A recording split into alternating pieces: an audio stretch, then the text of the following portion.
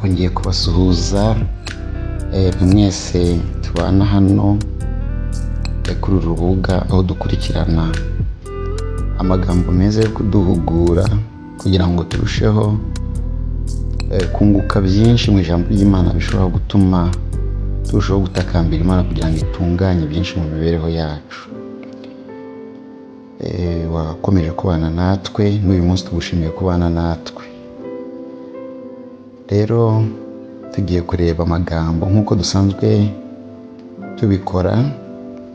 Turi kwiga igitabo cyitwa imibereho ya Enoki. Turi kugenda twigira mu magambo atangaje arimo. Tugiye kurebera hamwe rero andi magambo meza, amagambo adufasha kurushaho kumenya uko tugenda, kumenya ese dukwiriye kugenda dute, ese twakabaye duhagaze dute, ese tugenda tumeze dute. Mbere yuko dutangira, ndakwifuriza kugira ngo ugire umutima uhugutse, uhugukire kwiga iki cyigisho. Ni kigufi ariko kirimo amagambo akomeye yagirira ubugingo bwawe umumaro, akagira ubugingo bwanjye umumaro. Turi mu gitabo imibereho ya Enoki. Ni ku gice kibanziriza icya mbere. Turi mu intangiriro cyangwa se itangiriro cyangwa se iriburiro. Tukaba tugeze kuri paji ya 8. Turasoma amagambo amwe ari kuri paji ya 8, twongere dusoma andi magambo ari kuri paji ya 9. Ntabwo ari menshi. Ubumenyi ku Mana bwagiye buhererekanwa uva ku gisekuruza kimwe ujya ku kindi. Abeli uwo Kayini yishe, nyuma yaho bugahishurirwa muri Enoki, Seti, Metusela, Nowa ndetse n'abandi benshi. Imana ifite abahamya bo kwizerwa, abantu b'ukuri bagiye bashikamisha kubaha Imana mu gisekuru babaga barimo. Amagambo yatekerezeho kuva mu itangiriro. Hagiye habaho abantu bahagarariye Imana, abantu bayubaha, abantu bayikunda, abantu bifuza kugendana nayo. Abeli, Enoki, Seti, Metusela, Nowa ndetse n'abandi benshi. Abo ni abagerageje kuvugwa. Kandi ngo Imana ifite abahamya bo kwizera n'uyu munsi, abantu b'ukuri batayoberwa n'ibinyoma. Kandi abo bantu bakaba bagenda bashikamisha kubaha Imana mu buzima bwabo, igisekuru kigenda kibaho gihereza ikindi. Komeze dusome. Icyakora nubwo gukiranirwa kwagiye kwiganza mu bihe byinshi, habayeho umurongo w'abagabo bera bari barazamuwe ku kigero cyo hejuru kandi bagakungahazwa n'umusabano wabo bagirana n'Imana. Babaho nk'abaherekezwa n'ijuru. Bari abantu bari bafite ubwenge bukomeye kandi bafite ibigwi bitangaje. Bari bafite inshingano zikomeye kandi zera zo gukuza imico yo gukiranuka, kwigisha isomo ryo kubaha Imana, atari gusa abari ku gisekuru cyabo, ahubwo n'ab'igisekuru kizaza. Amagambo arashimishije. Bari abagabo bera. Imana yarabazamuye ku kigero cyo hejuru. Bagiraga umusabano ukomeye n'Imana. Bagendaga aho bagenda hose, kubaho kwabo kose harimo ibimenyetso ari bo ubwabo ari n'ababareba babona ko baherekezwa n'ijuru. Bari abantu bafite ubwenge bukomeye kandi bafite ibigwi bitangaje. bari bafite imbuto z'umwuka, bari baragiye abantu bera imbuto zikwiriye abihanye, bari bafite inshingano zikomeye kandi zera zo gukuza imico yo gukiranuka. Inshingano zikomeye bari bafite zikomeye kandi zera kwari ugukuza imico yo gukiranuka mu mibereho yabo, bagenda bareka icyaha, barushaho kugenda bagira imico isa n'iy'Imana. Kwigisha isomo ryo kubaha Imana, iyo ni indi nshingano yindi ikomeye bari bafite inshingano yo kwigisha isomo ryo kubaha Imana, bagenda bigisha abo babana kandi bakomeza kugenda bigisha abantu batandukanye hirya no hino. Noneho ntibibe amasomo batanze kuri bo gusa, ahubwo bakagenda amasomo yabo bagenda bigisha bagenda aherereka mu gisekuru cyabo ndetse n'ikindi kizaza. Dukomeje gusoma, bake cyane mu bari ku ruhembe rw'imbere nibo bavuzwe mu byanditswe byera, ariko mu bihe byose Imana yagiye igira abahamya b'imitima y'ukuri y'abayiramyaga. Ku bya Enoki byamwanditsweho ko yabayeho imyaka 60, abyara umuhungu. Nyuma yo kubyara umuhungu agendana n'Imana imyaka 300. Yagendanye n'Imana imyaka 300. Igitangaza cy'Imana. Ngo bake cyane nibo bagerageje kwandikwa muri Bibiliya. Hari n'abandi benshi nitugera mu ijuru tuzasanga n'abandi batigeze bavugwa muri Bibiliya ariko babahagarariye ukuri, bagiye baba abantu b'Imana. N'uyu munsi hari abantu b'Imana bazwi, abantu bose bakaba babazi bakabita abantu b'Imana. Hari n'abandi bantu abantu bareba bakagira ngo ni abantu b'Imana ariko ijuru ritabazi, ari ibyapa biyobora abantu mu kurimbuka, ariko bakaba bitwaje Bibiliya. Ariko reka twivugira abantu b'Imana. Hariho abantu b'Imana n'uyu munsi benshi ariko batazwi, batari abasitari, batari ababwiriza, batari abantu b'ikimenywa bose, bataba kuri izi shene za YouTube cyangwa hehe, akaba yibera muri gahunda ze za buri munsi, ariko ari umuntu w'Imana ijuru rimwishimira, afite ubuhamya bwiza ijuru ribona kandi ryishimira. Nkuko Anna byamugendekeye akamenya Yesu Kristo, ariko ari umupfakazi ushaje imyaka myinshi, abantu batamuzi, akunda kwizira mu rusengero agasenga agataha, ariko ijuru riramugendera rimwereka ko Yesu Kristo wavutse ari we Mesiya bavuze. Hariho abantu bameze nk'abo benshi, hari abandi bantu batazwi n'abantu, ariko Imana izi neza ko abo bantu ari abantu b'Imana. Ntabwo ko umuntu w'Imana bigombera kumenywa n'abantu benshi, ntibigombera ko byandikwa mu binyamakuru cyangwa se abantu bagira aho bagaragarira ko ari abantu b'Imana. Ko umuntu w'Imana ni ukumenywa n'Imana ikakumenya. Twibuke isomo rikomeye rivuga ngo bazaza babwira Imana bati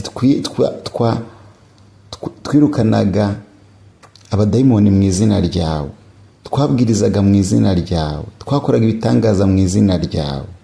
Ariko ngo azababwira ngo sinigeze kubamenya, nimwumve imbere mwa nkozi z'ibibi bimwe. Ni amagambo akomeye. Abo bantu kuba bareba ku isi babonaga ari abantu bazi Imana, babonaga ari abantu bababwiriza cyangwa se ari abantu bakora ibitangaza cyangwa se ari abahanuzi, ariko Imana itabazi. Imana itabazi. Birababaje. Kadukomeze. Abihamye ko ari abantu bejejwe nibo buri gihe bagaragaza ubwibone. Abihamye ko ari abantu bejejwe nibo buri gihe bagaragaza ubwibone, kwikunda, bagaragaza kwikunda ndetse no kwirarira. Abihamye ko ari abantu bejejwe nibo buri gihe bagaragaza ubwibone, bagaragaza kwikunda ndetse bagaragaza no kwirarira. Mbega bameze batyo ukuntu hari icyo bakwiriye guha Uwiteka kubw'ingaruka bateje. Bakwiriye kwishyura ibijyanye n'ingaruka bateje. Bavuga ko imyitwarire yabo ihamanya n'ijuru. Bariyumva. Bumva ari abantu badasanzwe. Bumva ari abantu bajya mu ijuru. Bumva ari abantu bemewe n'Imana. Bavuga ko imyitwarire yabo ihamanya n'ijuru igihe bagaragaza ibibi bikomoka ku mitima yabo ya kamere. Bo baragenda bavuga turi abantu bajya mu ijuru, turajya mu ijuru, barana abanyabyaha nimwihane. Ariko imibereho yabo bagaragaza ko imitima yabo ari iya kamere, kari aba Satani. Dukomeze dusome. Nta na hamwe bahuje icyitegererezo cyiza na Enoki. Nta na hamwe bahuje icyitegererezo cyiza na Yosefu. Ntaho bahuje icyitegererezo cyiza na Daniyeli, Pawulo ndetse na Yesu Kristo. Batuma kwezwa kwa Bibiliya kugirwa igisuzuguriro. Abo nibo batuma izina ry'Imana ritukwa. Abo nibo batuma kuba umukristo abantu bavuga ati ntacyo bikimaze.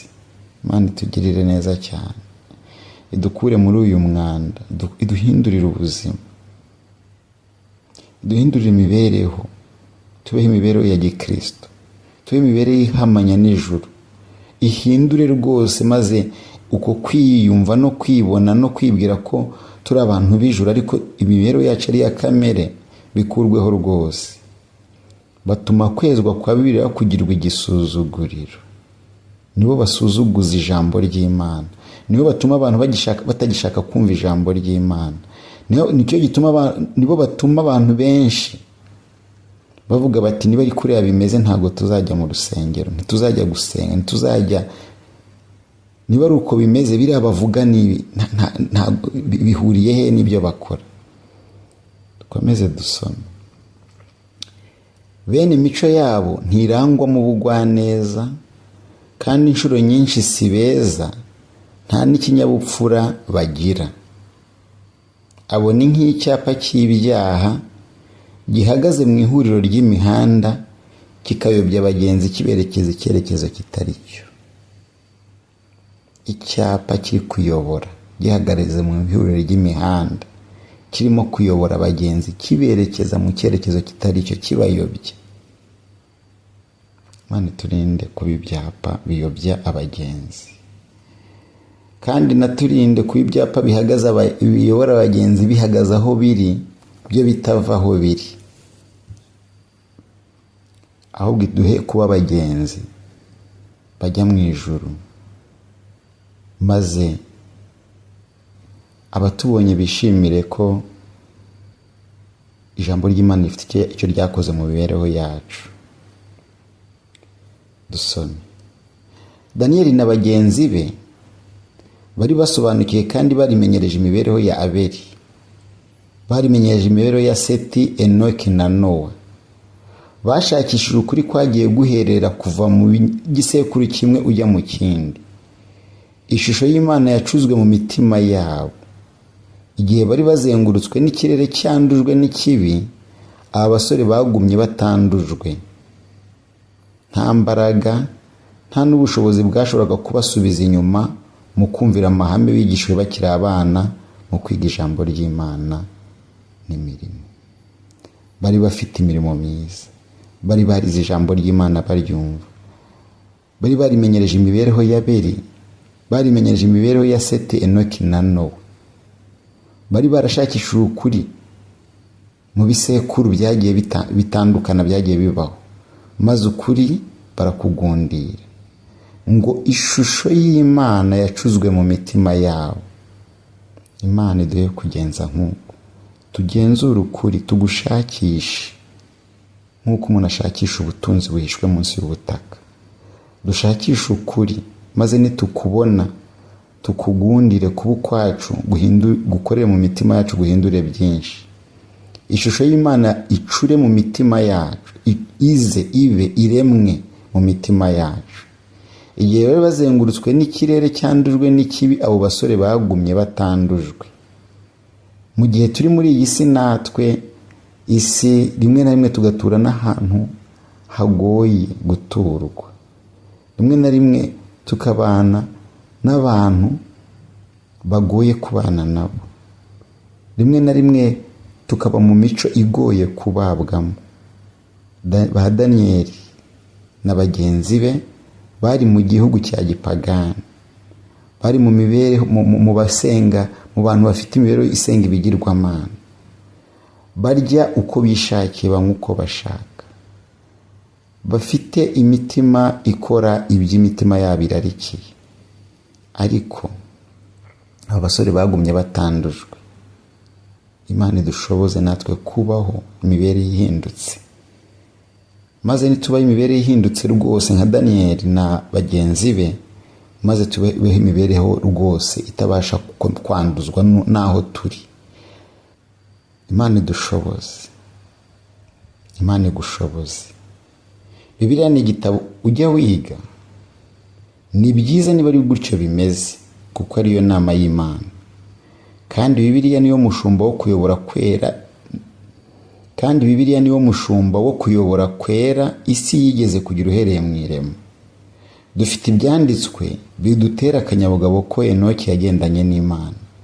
Nuko niba Enoki yaragendanye n'Imana kandi akagendana nayo mu gihe yari ari mu gisekuru cyangiritse cy'isi yendaga kurimburwa n'umwuzure, tugomba gukomezwa kandi tugakangurwa n'urugero rwe rwo kutanduzwa n'isi, ahubwo hagati y'imbaraga yangiza n'inkubiri yayo dushobora kugendana n'Imana.